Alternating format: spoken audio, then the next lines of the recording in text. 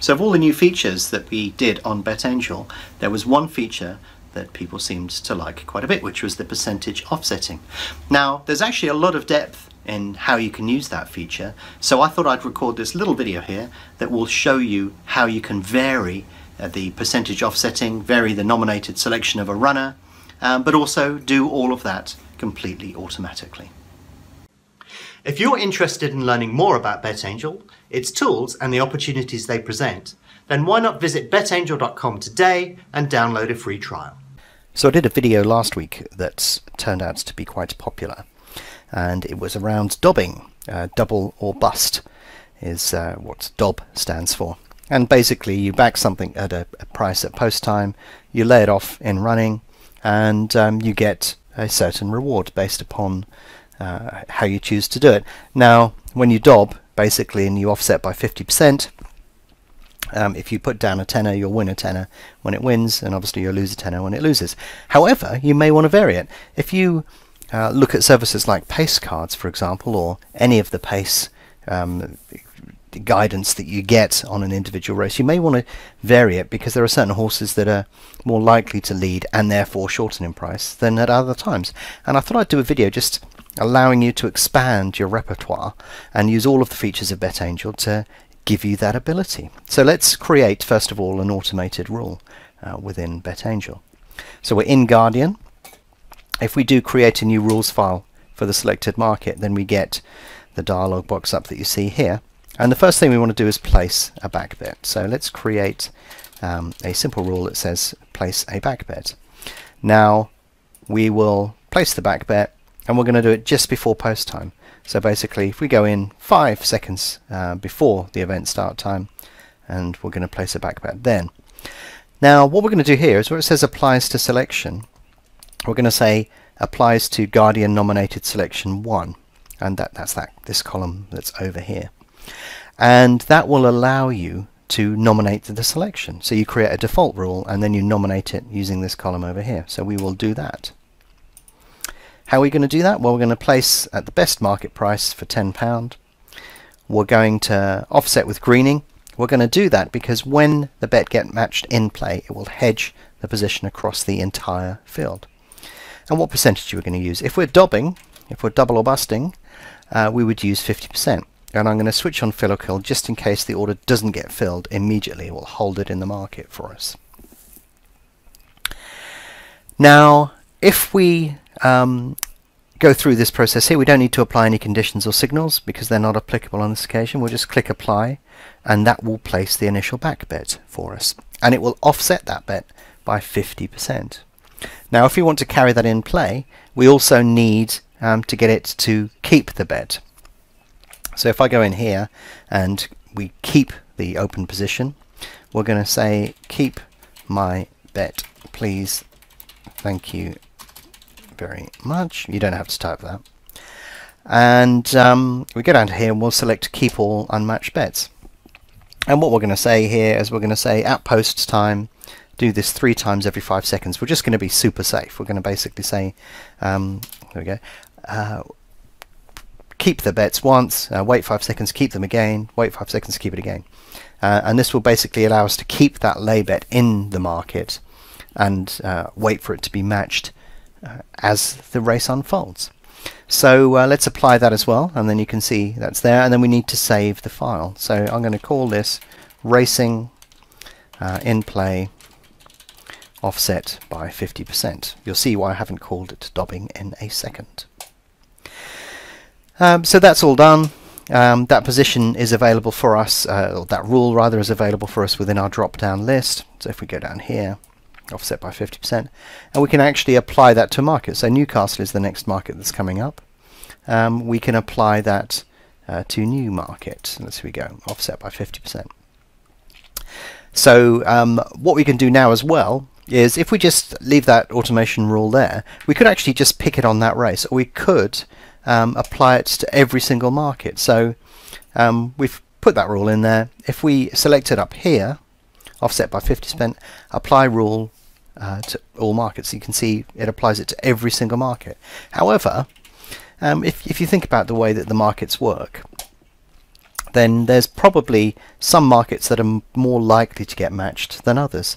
So maybe that is Newcastle, but I suspect not. So you may want to create a variation on this rule.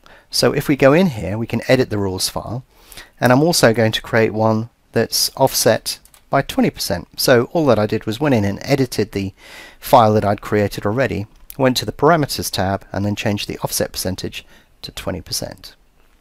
So if I apply that now, that will change that file, and then we can save that file again with a similar name, racing in play offset by 20%. I shall OK that. And then we have two files there. One says 20, one says 50.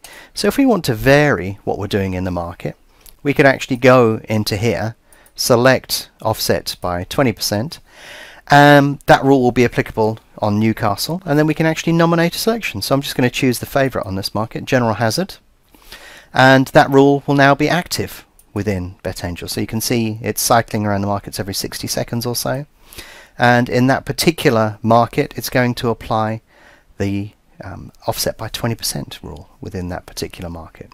Now if we go to the next market, I may have a different opinion of that, and it may be a market where I want to offset by 50% and I want to do it on the second favourite.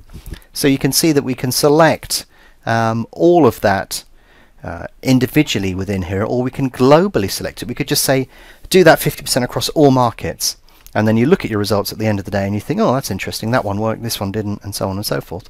Or you can vary them by individual rule, so you could have it at 15, 20, 30, 50, 60, 80, whatever you want. And you can vary it by runner. So if you use any sort of pace ratings service, then you can, it will say on this particular race, this is favoured, that one's favoured, look at this one, and then you can mix and match it from there. So you're likely to get much better results if you do that. So you can see while we've been chatting, BetAngel has done this in the background. You can see it's got one matched bet and one unmatched bet. If we visit the market, you'll be able to see what it's doing. You can see it's placed a back bet on General Hazard, it's offset it to 276, and it's kept that bet in the market. We didn't have to do a thing there. We just created that rule, and that rule will run and do its magic on all the races that we choose it to do. And obviously you could do this on all of the races over the course of the day with predefined selections or some sort of vanilla type approach, or you could even write a rule that will vary exactly what you're trying to do based upon what it sees. So there's no reason to have to go in and apply individual rules.